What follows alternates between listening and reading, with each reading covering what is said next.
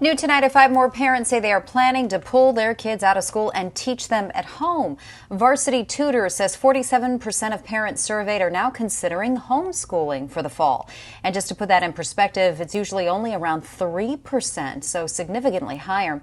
A lot of parents say they are worried about the COVID impact on their kids' education. In fact, 61% fear their kids will fall behind if they're taught at home.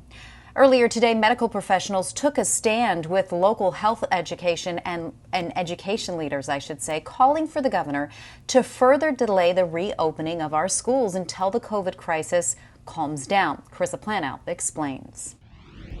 I'm told more than 100 school board members from across the state have signed on to this letter. It urges Governor Doug Ducey to wait until at least October before allowing students back on campus. If you open schools this fall and we see an increase in infections and death, you will have the blood of our students, our teachers, and their families on your hands. Strong words issued by education leaders facing the August 17th benchmark for inviting students back on campus. While some districts plan to go completely virtual, others are considering a mix of online and in-person instruction.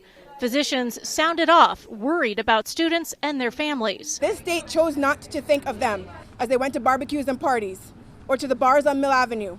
And they are certainly not thinking of them now as they demand that they return to school. The group wants the governor to not only delay traditional teaching, but to make sure districts have the money to support online learning with laptops and internet. If there's one thing that this pandemic has shown us is that it has highlighted the inequities that have existed for decades in communities of color. Devin Del Palacio, governing board member for the Tolleson Union High School District, fears opening schools could lead to an explosion of cases in his community, which is largely Latino. Many of our students live in generational family homes where they have grandparents, aunts and uncles living there, and it would be devastating to get a whole unit ill. The risk to teachers, especially those with existing health issues, is also a concern after the death of Kimberly Bird, a teacher in the Hayden Winkleman district, who got sick with COVID-19 after sharing a classroom with 2 other teachers. Both Superintendent Kathy Hoffman and the governor's office issued statements today saying that they are listening to educators, but neither of them said that they plan on pushing back that date for in-person instruction.